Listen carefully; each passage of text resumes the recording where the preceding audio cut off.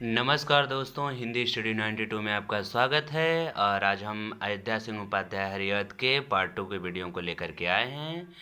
आइए चलते हैं आपका ज़्यादा समय न लेते हुए पद की व्याख्या की तरफ। हमारा पहला पद है, सांचे ढाला शकल वपु दिव्य सौंदर्यशाली, सत पुष्पों से सुरभि उसकी प्राण संपोषिका है। दोनों कंधे वृषभ वर्षे हैं, बड़े ही सजीले, लंबी बाहें कलप कर कर्षी, शक्ति की पेटिका है। हरिऔध जी कहते हैं कि सांचे ढाला शकल वपु, अर्थात जो मेरे प्यारे श्री कृष्ण का शरीर है ना, वह क्या है, बड़ा ही जैसे लग रहा है कि संपूर्ण सांचे में ढाला हुआ है और अलौकिक और सौंदर्यशाली दिखाई दे रहा है। बहुत ही सुंदर और अलौकिक दिखाई दे रहा है। उसका संपूर्ण शरीर सांचे में ढाला हुआ है और उनका जो शरीर है बहुत ही दिव्य और अलौकिक दिखाई दे रहा है। सत पुष्पों से सुरभि उसकी प्राण संपोषिका है। प्राण संपोषिका कैसे है? सात्विक पुष्पों की सुरभि, अर्थात जो सुगंधित हवा होती है ना, वही उनकी प्राण संपोषिका है। दोनों कंधे वृषभ वर्षे हैं, बड़े ही सजीले। और जो उनके दोनों कंधे हैं ना, वृषभ वर अर्थात बैलों के कंधों के समान बड़े ही सुंदर है। सजीले माने सुंदर हैं। लंबी बाहें कलव कर शक्ति की पेटिका है। और बाहें दोनों कैसे हैं उनकी? हाथियों के सूंड के समान। शक्ति यानी शक्तिशाली, शक्ति की पेटिका है यानी शक्तिशाली है। लंबी बाहें कलफ कर अर्थात हाथियों के सूंड के समान लंबी और शक्तिशाली हैं उनकी दोनों बाहें। 14वां पद है, राजाओं पर सिर पर लसा दिव्य आपीड़ होगा, शोभा होगी उभय श्रुति की, स्वर्ण की कुंडलों की, नाना रत्नाकलित भुज मंजू केयूर होंगे, मोती लसित उनका कंभूषा कंठ होगा। कहते हैं हरिऔध जी, बताते हैं क्या कि प्यारे श्री कृष्ण की और क्या पहचान होगी? राजाओं पर सिर पर लसा दिव्य आपीड़ होगा, अर्थात राजाओं को जैसे मुकुट धारण करके बैठे हुए रहते हैं, वैसे ही हमारे श्री कृष्ण, हमारे प्यारे श्री कृष्ण राजाओं के समान उनके माथे पर क्या मुकुट, दिव्य मुकुट आपीड़ होगा यानी विराजमान होगा। शोभा होगी उभय श्रुति में स्वर्ण की कुंडलों की, अर्थात उनके कानों में स्वर्ण के कुंडल सुशोभित हो रहे होंगे। नाना रत्नाकलित भुज में मंजू केयूर होंगे। भुज कोहनी के ऊपर और कंधे के नीचे जो जिसमें पहना जाता है, भुज बंध जिसे हम बोलते हैं, वे नाना प्रकार के रत्नों से जड़ित होगा और वे भुज में अपने क्या होंगे, केयूर पहने होंगे। भुजबंद जिसे हम कहते हैं, मंजू केयूर जिसे हम भुजबंद कहते हैं, वो नाना प्रकार के रत्नों से क्या होगा, लसित होगा, जड़ित होगा और वहीं हम अपने भुजबंद में पहने होंगे। कहते हैं, बताते हैं कि मोती माला लसित उनका कंबुसा कंठ होगा। गंभ माने होता है शंख। और उनका कंठ कैसा होगा? कंठ कैसा होगा? शंख के समान मोतियों की मालाओं से लसित होगा। कंठ के समान मोतियों की मालाओं से लसित होगा।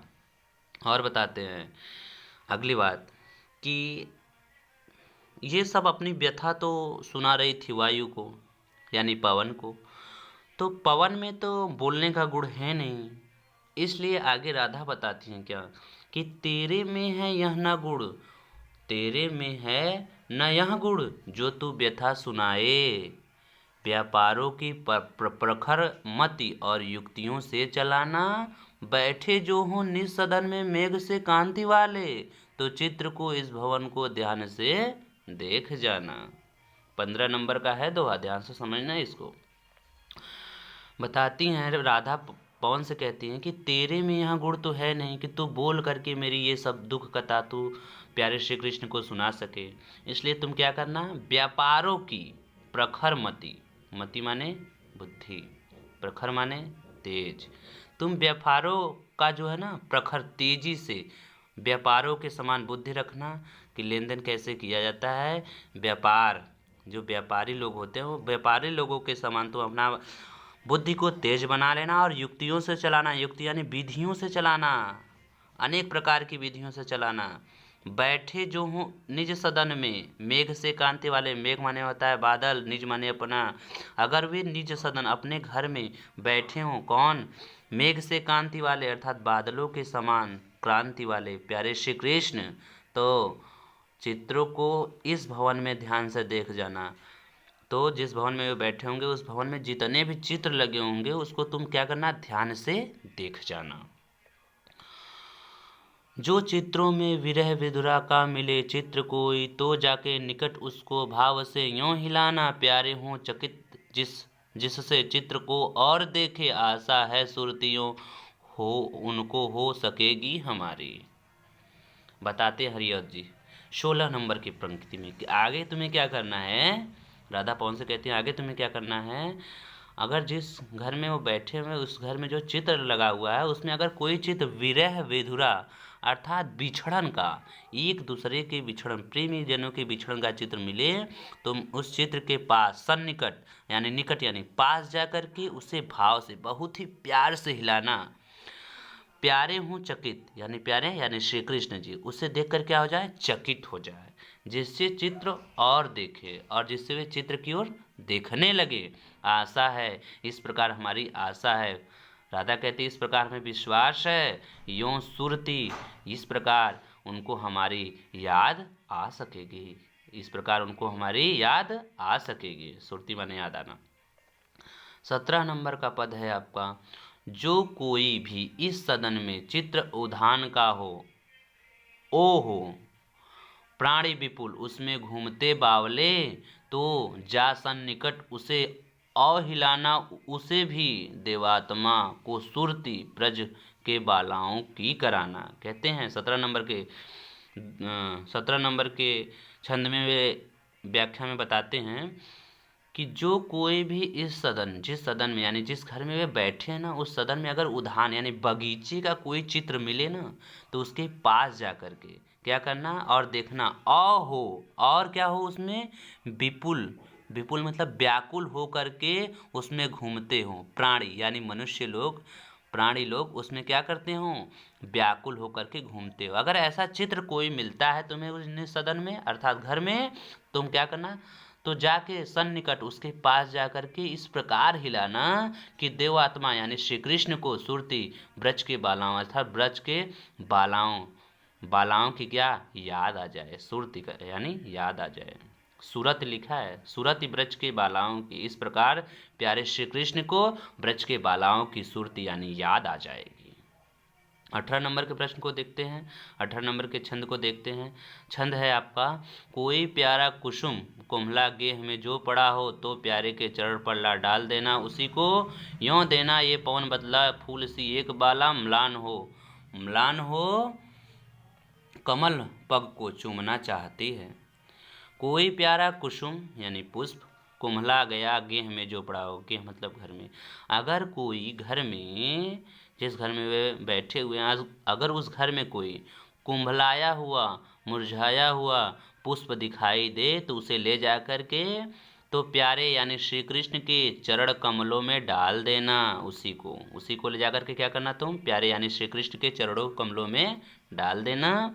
यों देना ये पवन बतला फूल सी एक बाला, हे पवन तुम इसी प्रकार बतला देना कि इसी प्रकार जो फूल सी एक बाला, फूल के समान एक बाला यानी एक गोपियाँ म्लान हो करके, म्लान हो कमल पग को चूमना चाहती है, म्लान हो गई है यानी कि इसी फूल की भांति वो मुरझा गई है और आपके कमल पग अर्थात कमल जैसे पग माने पैरों को चूमना चाहती है। 19 नंबर का है छंद आपका, 19 नंबर का छंद आपका है, जो प्यारे मंजू उपवन या वाटिका में खड़े हों, छिद्रों में जा कोणित करना वेणु सा किंचको को, या होवेगी सुरती उनको सर्व गोपांगना की, जो है वंशी रुचिर दीर्घ उत्कंठ होती। जो प्यारे मंजू उपवन या वाटिका में खड़े हो, अगर प्यारे श्री कृष्ण बगीचे में खड़े हों तो क्या करना, छिद्रों में जो क्वणित करना, वेणु सा किंचको, किंचको माने बांस होता है, बांसों में जा कर के क्वणित होकर के, अर्थात वेणु अर्थात बांसुरी की तरह छिद्रों में जा कर के बजाना। इस प्रकार या होवेगी, या नहीं तो या इस प्रकार होवेगी सुरती उनको सर्वगोपा, इस प्रकार उनको सभी गोपियों की याद आ जाएगी। क्या याद आएगी, कि जो है वंशी श्रवण रुचिर से दीर्घ उत्कंठता होती, कि जो गोपियाँ वंशी श्रवण रुचिर अर्थात श्री कृष्ण के वंशी बजाने पर व्याकुल होकर के सुनने के लिए आ जाती थी, वहीं गोपियाँ उन्हें याद कर रही हैं, उनके विरह में पागल हो रही हैं, ये चीज़ें उन्हें याद आ जाएंगी। चलते हैं अगले पद की तरफ। अगला पद है हमारा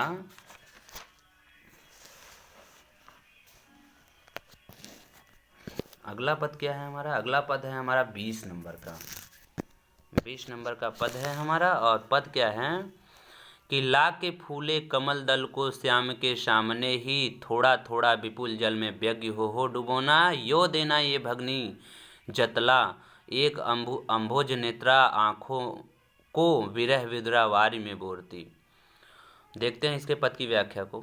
पद है, ला के दल फूले कमल दल, फूले कमल दल यानी फूल के कमल दल, यानी फूल की जो पंखुड़ियाँ होती हैं उसको क्या करना, ला करके श्याम यानी श्री कृष्ण के सामने थोड़ा थोड़ा, विपुल मतलब व्याकुल होकर के, जल में व्यग्र यानी व्याकुल होकर के, विपुल मतलब क्या करना, परेशान होकर के, व्यग्र मतलब व्याकुल होकर के उस जल में क्या करना, डुबोना। यों देना है भगनी, भगनी मतलब होता है बहिन, हे बहिन इस प्रकार जतला देना यानी बतला देना, अम्भोज नेत्रा ने कमल जैसे नेत्र वालों को, कमल जैसे नेत्र वाली आँखों को हो विरह विदुरा वारी में बोरती, कमल जैसे नेत्र वाली अम्भोज नेत्रा कमल जैसे नेत्र वाली, इसी प्रकार अपने आँखों को आपके विरह में वारी मतलब जल में बोर रही है। कौन, गोपिकाएं। अगली पंक्ति को देखते हैं, धीरे लाना वहन कर के नीप का पुष्प कोई, और प्यारे के चपल दृक के सामने डाल देना, ऐसे देना प्रगट दिखला नित्य आशंकिता हो, कैसे होती विरह वश में मैं नित्य रोमांचिता हूँ।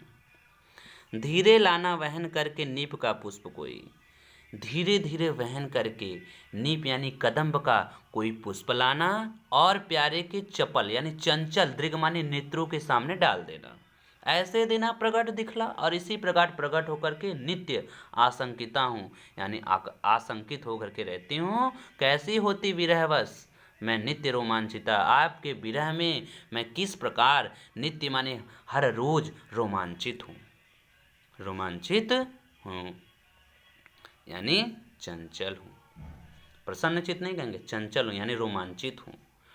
बैठे नीचे जिस विटप में श्याम होवे उसी का विटप माने क्या होता है, जंगल। जिस जंगल में श्याम बैठे होंगे उसी वृक्ष का कोई पत्ता निकट उसके नेत्र के ले हिलाना। जिस विटप माने जिस जंगल में जिस वृक्ष के नीचे वे बैठे होंगे उसी वृक्ष का कोई एक पत्ता ले जा करके उनकी आंखों के सामने हिलाना, यों प्यारे को विदित करना, यों प्यारे को विदित करना, चातुरी से दिखाना। यों प्यारे को विदित मतलब विदित मतलब होता है यूं प्यारे को विदित करना यानी बतलाना, जता देना, चातुरी से दिखाना यानी चतुराई से दिखाना, कि मेरी चिंता विजित चित्त का क्लांत हो काँप जाना, कि क्या करना, इस प्रकार दिखाना कि उनको मेरी याद आ जाए, मेरी चिंता हो जाए, और इस प्रकार उनका चित्त यानी मन जो है क्लांत यानी दुखी होकर के काँप जाए। 23 नंबर का छंद है, सूखी जाती मलिन लतिका जो धारा में पड़ी हो, तो पाँव के निकट उसको श्याम के ला गिराना। सूखी जाती मलिन लतिका जो धारा में पड़ी हो, अर्थात मलिन यानी कोई गंदी लतिका अगर धरा में यानी पृथ्वी पर पड़ी हो तो पाँव के निकट उसको श्याम के ला गिराना, उसको उठाना और उठा करके श्री कृष्ण के चरणों के सामने ला करके डाल देना। यों सीधे प्रकट करना प्रीति से वंचिता हो, और इस प्रकार प्रकट करना कि आपके प्रेम से क्या हो गया हो, वंचित हो गया हो। मेरा होना अति मलिन, मैं उसी प्रकार उसी फूल की भांति उसी लतिका की भांति मैं क्या हो गई हूँ?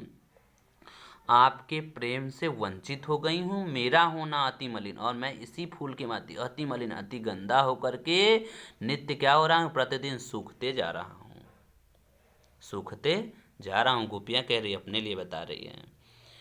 और कह रही है क्या गोपी रा, राधा कह रही हैं, मेरा होना अति मलिन और सूखते नित्य जाना। मैं इसी लतिका की भांति क्या हो गई हूँ? मलिन हो गई हूँ, गंदी हो गई हूँ, और नित्य क्या हो रही हूँ? सूखते जा रही हूँ, इसी फूल लतिका की भांति। और क्या है 12 नंबर का, कोई पत्ता नवल तरु का पीत हो जो रहा। नवल तरु, नवल माने नया, तरु माने वृक्ष। अगर कोई पत्ता नवल तरु नए वृक्ष का पीत यानी पीला हो रहा हो तो प्यारे के दृगल युग के सामने ला डालना। अगर प्यारे के दृगल युग दोनों नेत्रों के सामने ला करके क्या करना? डाल देना। सॉरी।